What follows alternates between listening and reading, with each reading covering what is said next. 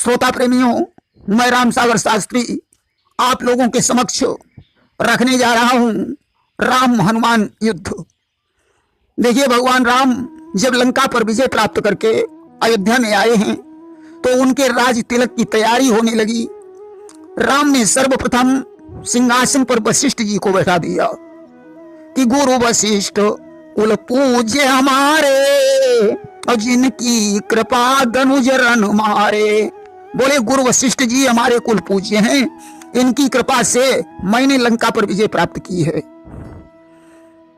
आज समस्त राजागण भेंट की सामग्री लेकर राम के दरबार में पहुंच रहे थे। देवर्षि नारद ने आज सिंध सुबीर देश के राजा सुविक्रम को भड़का दिया। वह भेंट की सामग्री लेकर जब राम के दरबार में जा रहा था, रास्ते में नारद ने उसे रोककर कहा, क्या भेंट सामग्री किसको देने जा रहे हो? उसने कहा, आज राम का राज तिलक है। नारद ने कहा, तुम्हें नहीं मालूम, राम ने सिंहासन पर उस बूढ़े वशिष्ठ को बिठा रखा है। तुम वशिष्ठ जी को भेंट सामग्री न देकर राम को दे देना। आज नारद इस तरीके से नारद ने सुविक्रम को भड़का दिया। सुविक्रम राम के दरबार में पहुंचा। उसने वशिष्ठ जी को न तो प्रणाम किया और न भेंट की सामग्री प्रदान की। अब तो वशिष्ठ जी को क्रोध आ गया। और सच्चे योगी सच्चे क्षत्रिय अपमान गवारा नहीं करते। ब्रह्मर्षि आज रघुनायक से यो बोल उठे ऊंचे स्वरते। आज वशिष्ठ जी ने राम से कहा, राम, सुविक्रम ने हमारा बहुत बड़ा अपमान किया है, इसकी उसे सजा मिलनी चाहिए। राम ने कहा, गुरुजी, मैं प्रतिज्ञा करता हूं कि कल शाम तक मैं सुविक्रम का शीश काट कर तुम्हारे चरणों में डाल दूंगा।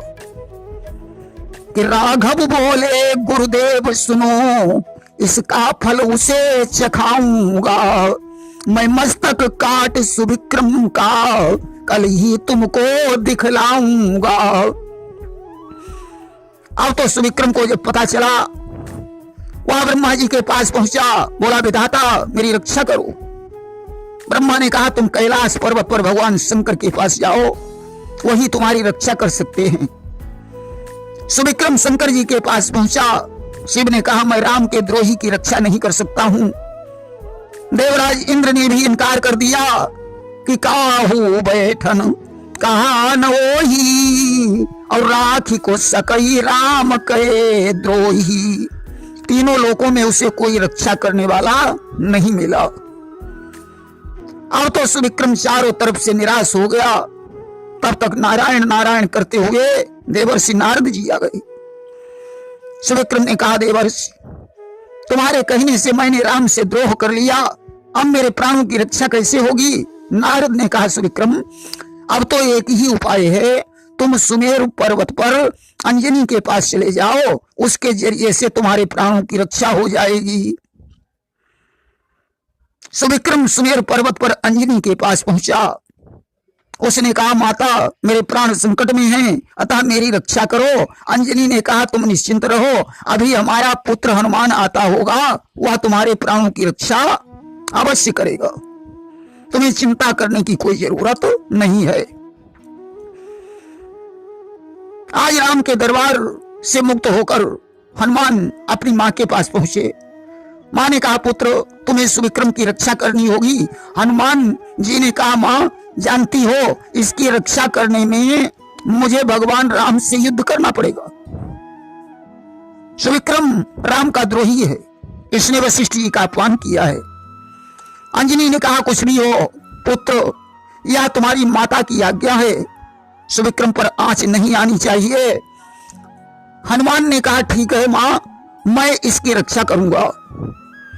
अब तो हनुमान जी ने सुविक्रम को कंधे पर बैठाया और राम के दरबार को प्रस्थान कर दिया। सुविक्रम विचार करता है, वैसे तो मुझे ढूंढना भी पड़ता, परंतु अब तो ढूंढना भी नहीं पड़ेगा। हनुमान तो मुझे सीधे राम के दरबार में ले जा रहे हैं, राम मुझे देखकर तुरंत मार डालेंगे। आज उसका शरीर भय से कांप रहा था। हनुमान ने कहा, सुविक्रम, तुम्हें भयभीत होने की जरूरत नहीं है। आज राम के दरबार में पहुंच गए, राम ने कहा, हनुमान, सुविक्रम हमारा शत्रु है, इसे नीचे उतारो, मैंने इसका वध करने की प्रतिज्ञा की है। हनुमान ने कहा, प्रभु, सुविक्रम मेरी शरण में आया है, अतः इसकी रक्षा करना हमारा परम कर्तव्य है। राम ने कहा, तब तो युद्ध होगा। हनुमान ने कहा, कोई बात नहीं, मैं युद्ध के लिए भी तैयार हूं। आज दरबार से बाहर निकले कि राम और भक्त का हुआ सामना है, प्रकृति में नया आज बानक बना है। आज राम और राम के भक्त का युद्ध होने जा रहा है। हनुमान जी ने गदा के द्वारा एक राम नाम का वृत्त खींचा और उसके अंदर सुविक्रम को लेकर खड़े हो गए। अब तो राम जो बाण छोड़ते हैं वो वृत्त का चक्कर काटकर वापस लौट जाता है। आज राम बाण छोड़ते छोड़ते थक गए। अब उन्हें क्रोध आ गया और उन्होंने काल बाण निकालकर धनुष पर रखा और हनुमान से कहने लगे, सावधान हनुमान, अब तुम्हारे प्राण हमारे बाण से नहीं बच सकते हैं। कि खींच काल सर बचन उचारा, अब नहीं उबरई प्राण तुम्हारा। अब तो ज्यों बाण छोड़ा, बाण वृत्त का चक्कर काटकर वापस हो गया और राम के सीने में लगा। राम मूर्छित हो गए। हनुमान जी राम को जगाने लगे। राम को होश आया। हनुमान ने कहा, प्रभु, ये आपके नाम की विशेषता है, आप से भी बड़ा आपका नाम है। आपने तो एक अहिल्या का उद्धार किया, सबरी और गीध को मुक्ति प्रदान की, परंतु आपके नाम ने तमाम पापियों का उद्धार किया है। अब तो युद्ध बंद हो गया। आज सुविक्रम ने वशिष्ठ जी से अपने अपराध की क्षमा मांगी। राम ने उसे अभय होने का वरदान दे दिया। सुविक्रम आज भगवान को प्रणाम करके अपने देश को वापस चला गया। हनुमान ने भगवान राम के चरणों में प्रणाम किया और दरबार को वापस लौटाए। प्रेम से बोलिए सियावर रामचंद्र की जय।